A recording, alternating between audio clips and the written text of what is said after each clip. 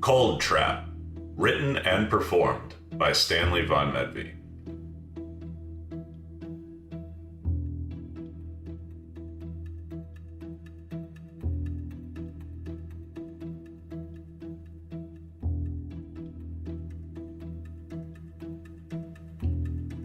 Another garbage night for Skye. She was having auditory hallucinations, hot guts, and coffee shits. Perfect condition for mentally and physically demanding work. Rack time, and all the other shorthand that OSR officers had for rest, recovery, snoozing, nappy time, waking up fresh. It was very sweet, and it didn't apply to moms. Skye Adashan was a 40-year-old mother of 2 children that never slept, a space-weathered first responder in the OSR, and wife to Jack Adashan, the beleaguered mayor of Igaluk Habitat, where they lived. For as many ways as they made an unusual couple, as spacers go, they were quite common. Everyone you find at a small habitat like Igaluk was doing something critical. Finding pairings with wildly different career demands was often the only way for romance to happen in space. You just made it work, and work you did. She leaned her head against the sink to relieve the fire in her shoulders. Time on the toilet was time to herself. Mom's muscled through, thought Skye. Mom's dug deep. Mom stared into the abyss, and the abyss said, "You know what? I'm sorry. You were right." Her phone slipped off the sink ledge and into a trash can full of baby poop wipes. She bashed her head instinctively, reaching for it. Ow! Shit! And with that, the baby was awake and crying. Hastily wipe, kick toys out of the way, scoop up Owen and feed him, make Jack put Owen back in his crib, help Ben out of bed and try to keep him quiet, brush his teeth, apologize to Ben for yelling last night, shove tits into sports bra, zip up coveralls, shove pills in pocket, mutter, "I love you," while zombie shuffling past Jack in the hallway. What she really meant was, "I forgive you," and "Please forgive me." Put out breakfast for the kids so Jack won't screw it up. Write down new feeding schedule so Jack won't screw it up. Crawl under couch to fetch toy. Kiss Ben on his precious head. "Okay, Jack, your airplane." My airplane. Jack always looked so damn sorry. It didn't inspire confidence. Out the door. Beep, beep, went the chipper horn of her ride to the hub. She shoved herself in between Mbatha and Eulers, 2 of the younger OSR. She regarded their dopey youth. Their well-rested vibes were cranking up the gravity on a spiteful frown. She loved how uncomfortable these boys were around her. "Oof, good morning, Adashan. You look tired. Did you stay up all night partying?" asked Eulers, finger fully up his own ass. The kind of question only a man-child can think to ask a mother. Skye straightened up, inhaled sharply, and shot him a quizzical look, daring him to bring up his goddamn cat. Eulers would often, again, with thumb way up his own ass, bring up his cat whenever the subject of Skye's children came up. The hub shuttle started up. "You know, kaiju sometimes pause at the door at night, and it can be so disruptive. I feel you." There it is. Flashback to Ben having a night terror and sobbing inconsolably for an hour, unable to breathe. Shuttle to hub, hub elevator to Axis, Axis shuttle to outside shuttle bay, outside shuttle to OSR Igaluk Station, all while holding in a bad shit. Thank Christ for microgravity. Neural implant gets switched on after a brief jog on the treadmill and a shower. Rush of vector space and all the day's shenanigans imposing themselves on Skye's mind, layer after mind-numbing layer. Rich idiots holding a regatta at L4. Suits 46 and 49 have vomit in them. Cabin crew of a depressurized Italian mining rig sent their children's "thank you for rescuing daddy" cards.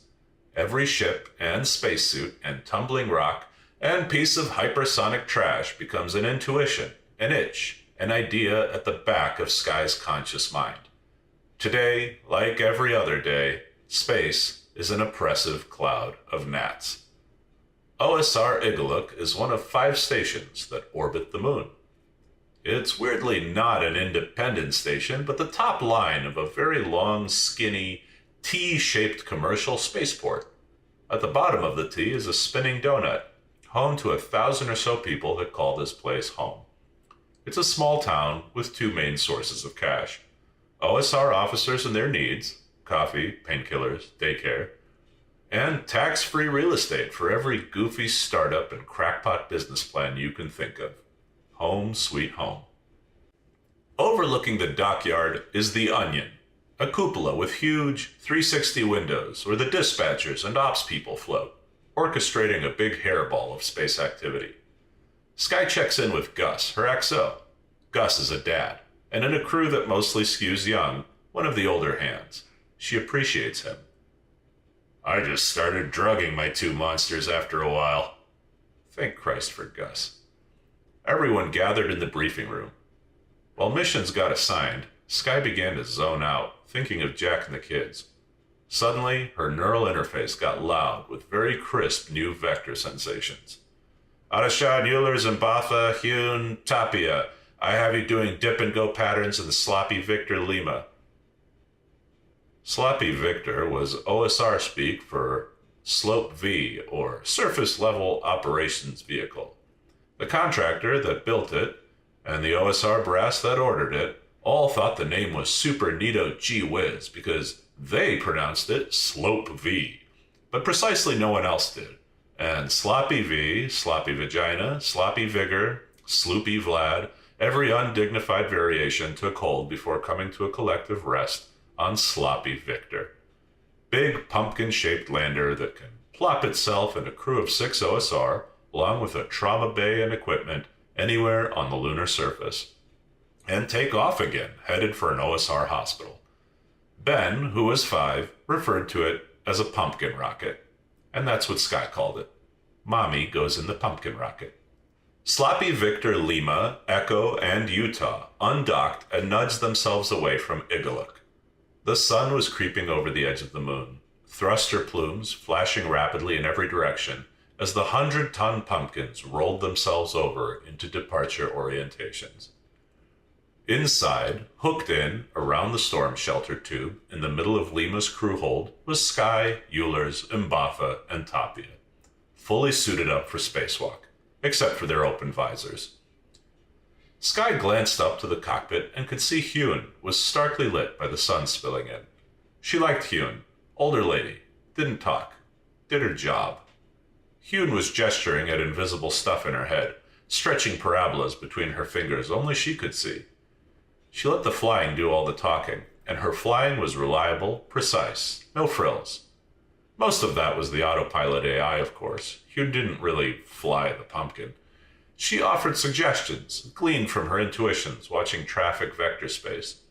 The pumpkin didn't need her to fly, it needed her to prioritize flight paths according to the strange, very human rules that governed the swarm of gnats in the void. Hune, when asked, once described it like backseat driving. Burn. Feel it in your knees a bit, then shut off, back to 0G. There isn't much to do during a dip and go. The vehicle slows down, falls towards some region of the moon, burns again, pointed orbit normal, and begins a series of slow bounces as it orbits the moon, pulsing its engines to curve out of the dip.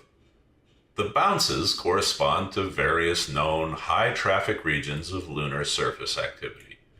Tourist routes, mining lanes, off-road racing, gambling districts, remote astronomical observatories. The last one being an unusually high source of people who just wander off in a spacesuit and get themselves in trouble. Astronomers are a weird bunch. It's a time to check and recheck equipment, get acclimated to the data space of the day, run muscle memory sims, try in vain to get a deep scratch of the foot through a space boot, and find out who among you is the most uncomfortable with silence. Euler's, obviously. I love to meditate. Big on meditation. It's a great way to focus your mind. The benefits are enormous, especially if you have a neural implant in your line of work. Meditation really helps keep the noise. Hey, great idea. I'm going to meditate right now, interrupted Sky. Great. A really useful exercise is paying attention to the beginning of a color in your neural feed. I really like focusing on the pinks for example. Just notice when a pink begins and ends. There's an incredible book I've been reading. Sky closed her visor. She thought about Jake. She felt ache about snapping at him. It just hurt so much to have to explain herself, to be understood. Ben was a good, hard kid. ADHD, super creative, never sat still, and needed them so much. She often thought about leaving the OSR, about all the little projects she had, the volcano mural in Owen's room, the puzzle box for Ben that was half finished, arranging an actual face-to-face with Ben's occupational therapist, not getting all the notes secondhand from Jack. Jack was a good dad and a good husband, and she still felt run ragged to her very bones. She pouted wistfully. She noticed Eulers had stopped talking, had a kind of embarrassed face. He doesn't deserve this. He's a good kid too. She flipped open the visor. I'm sorry, Eulers. I'm very tired. I didn't mean to. Everyone perked up at once, as if they heard a twig snap. Something in neural vector space, an SOS, was coming in. A 60-tonner crash-landed in one of the polar cold regions. Automated SOS fired off just before the crash, then stopped transmitting. Plane change assistance requested. Cold field kit requested. Everyone performed a heater battery check. Suit checks, shears, cables, safety hooks. Top off nitrogen bottles. Check action on thrust handles. Fuck with the sunshades. Biffmo flares intact. Hibernator suit punch. Torch. Radio buoy. Leak tape. Lots of slapping of LSS packs. Clips engaging on Larmu. Hyun updates the helmet SARAs. Hyun braced against her cockpit handholds. Bottle hookup in 5, 4, 3, 2, 1. The whole pumpkin shuddered, giving everyone a couple-inch sideways lurch as a bottle slammed into their airframe and began rapidly clamping and docking, filling the cabin with terrible chop-shop power tool noises for a few seconds. Bottle is OSR speak for big autonomous robotic rockets, fuel tanks with engines used to assist in dramatic orbital maneuvers. OSR maintains a high-density presence of these machines in a basket weave of orbits around the moon. Soon, they were tumbling into anti-radial orientation, thrusters popping off like firecrackers, and in a heartbeat, the bottle lit its Methalox torch. 30 seconds, engines off, butts relaxed, more chop-shop noises, silence. Bye, bottle. Touchdown in 5 minutes! Landing engines light, visors down, pressurized suits. Cabin depressurizes. The airlock door opened to obliquely lit craters and mountains drifting by. Sky rapidly clenched and unclenched her fists. Here we go. Hyun brought sloppy Victor Lima down for a low hover just above impingement threshold at the edge of a pitch-black crater a kilometer across. Only a thin crescent of blazing sunlight at the rim revealed the shape of the bowl. A quick radar and LiDAR scan told the floodlights where to snap focus to, and soon the vehicle descended towards a brightening hot spot about halfway up the curved slope. As they neared the lander, they could see it was on its side, leaving a glittering trail of sharp debris. Everyone's helmets and neural feeds got a higher and higher resolution picture of the situation as they approached. Hyun and the AI picked a landing spot with minimum impingement debris dangers based on the surface topology, and as they zeroed in, the pumpkin extended its pads and dig hooks for a slope landing. There was a familiar hiss in the cabin as an aluminum spray made a temporary landing pad directly under the lander, then a dull crunch, and engines off. Bungees unhooked, trauma stretchers deployed. Everyone moved quickly. Cold traps are cold. It was a pitch black outside, except for the sliver of crater rim and the stars. Thrusters on suits fired to keep feet planted and movement efficient. Sky made her way around Lima to a cargo pod the bottle had attached to the pumpkin earlier. The pod reacted to her transponder and cracked open, revealing an intimidating robotic exoskeleton. With a hop and a twirl, she mounted it. Latches fastened automatically, and a moment later, she was a 10-foot-tall mechanical mantis with jaws of life, saws, torches, and drills fanning out like a maximalist Halloween costume, lumbering toward the crash site, red beacon lights twirling and thrusters firing downward with each step. As they neared the crash, her heart began to race. This lander was familiar. A turquoise Subaru Alberio, heavy utility lander. Couldn't be. She passed a piece of torn-off aerogel cladding, and a lump rose in her throat. A double take. It had a sticker on it. 4 cartoon elephants. Mommy, Daddy, Kiddo, Baby. She quickened her pace. "Slow down, Sky. A lot of pointy things here," Mbatha cautioned. As she neared, Tapia switched on floodlights she planted around the perimeter. There was no mistaking it now. The painfully uncool color scheme, scuff marks, the aftermarket cargo rack, the campaign stickers. This was her lander. A light flickered weakly from within. She bounded over to the side window. The lander was laying on its hatch, and a mean gash in the cladding had clearly depressurized the interior. Sky's helmet lights shone into the cabin. Ben's terrified, tear-soaked face filled the window. Sky nearly laid an egg. He was mouthing "Mommy" over and over again.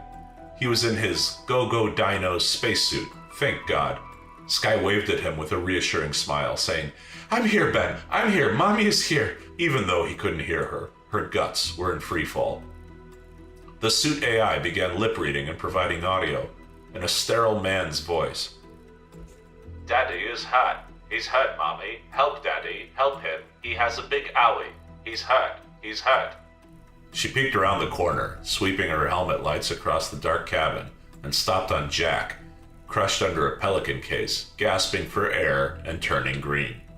He was partially wrapped in thermal blanket. The vaguely Aussie middle-aged man's voice said, "I put a blanket on Daddy, Mommy. He was cold, so I put it on him. Help, Mommy. Help, help." "I'm going to climb in there and murder him," thought Sky, shaking. Just then, Mbatha piped up. "We're gonna have to cut a hole. Lander's on its hatch. Cabin is airless anyway." "Adashan, what the hell? Is that the mayor? Isn't he your husband?" Sky turned to look at Mbatha the way a movie psychopath turns to look at the camera. Mbatha nodded and slapped a penetration sticker on the hull. "All right, we have 10 minutes before, we have 10 minutes. It's very cold. Timer on the HUD."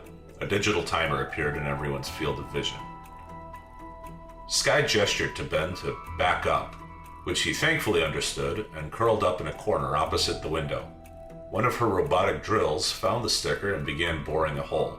Then Mbatha fed in a pill-shaped transmitter at the end of a golden cable and cracked the cap dangling at the end with his hand. Suddenly, they could all hear the audio from Ben and Jack's suit, and two-way comms available appeared in their HUDs. The labored wheezing from Jack was not good, and the suit's AI immediately diagnosed a probable cause. "Adult male, 40, tension, pneumothorax, hypoxia, hypothermia." A new, more urgent timer appeared in their HUDs. 5 minutes. Tapia was talking to Jack. "Are you in pain?" "Yeah, my chest. It feels like bullshit." Jack sounded terrible. "Can you describe the pain for me?" "Just like steady ache, tight. I can't catch my breath.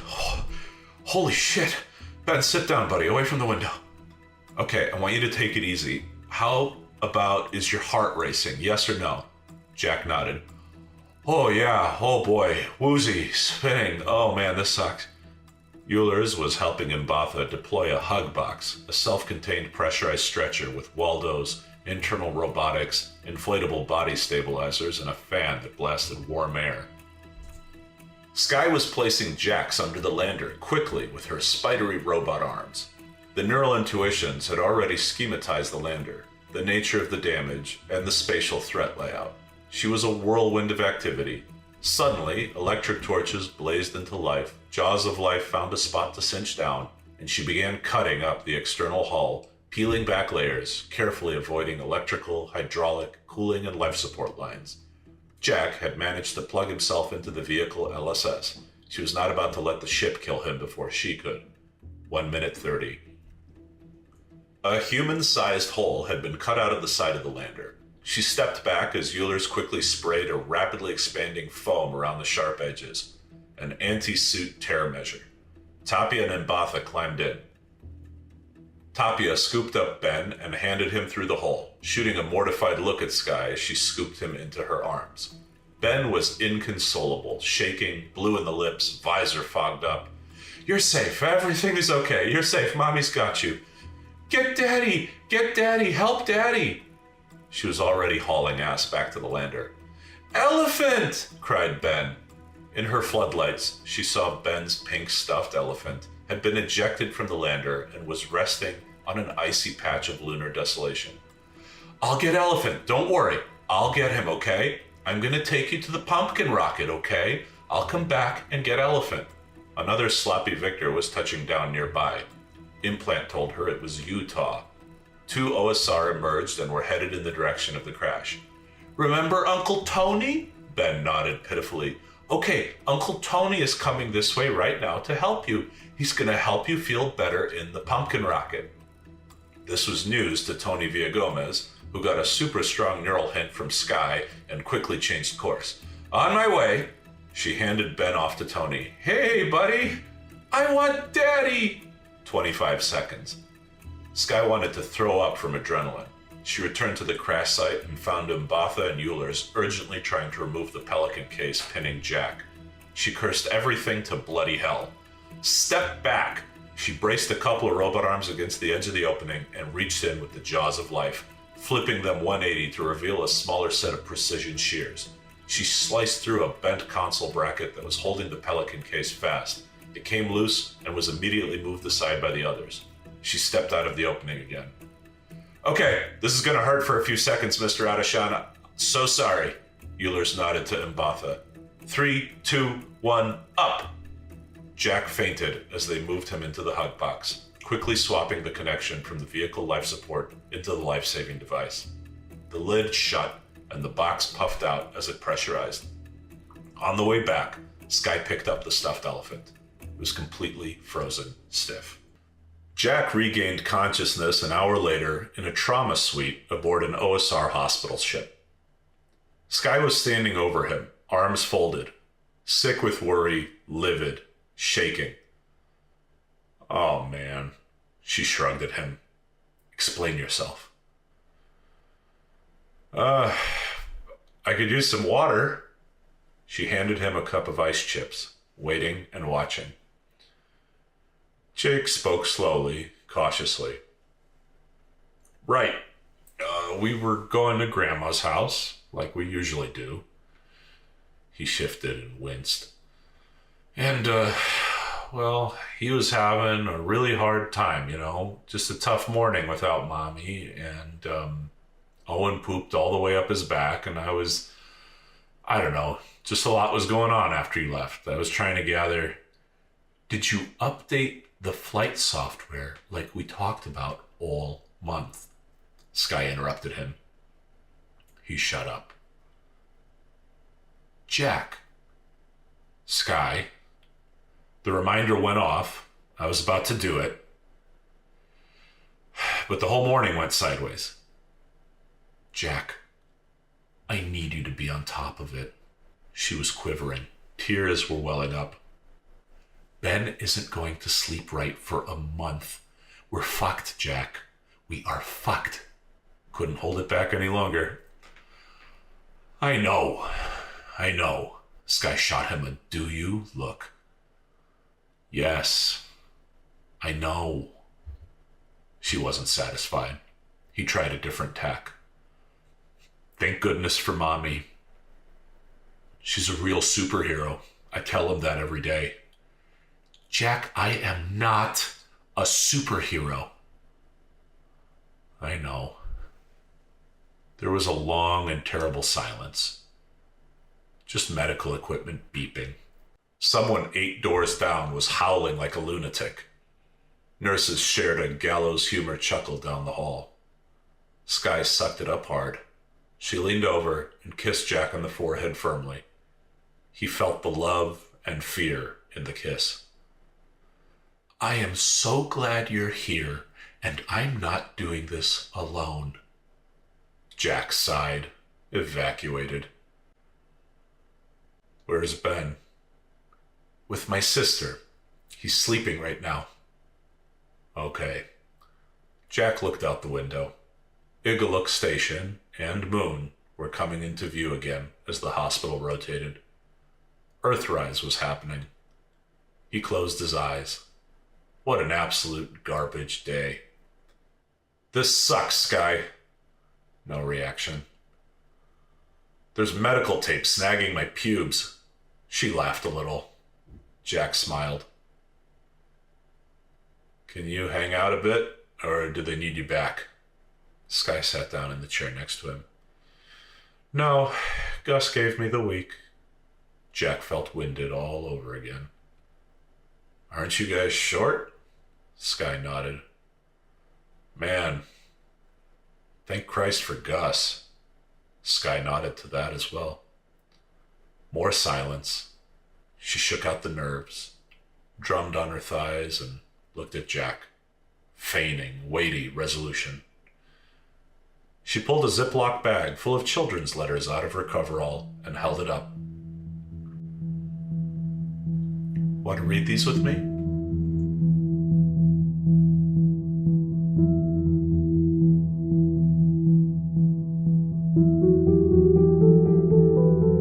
Thank you for listening to Cold Trap, written and performed by Stanley Von Medvey.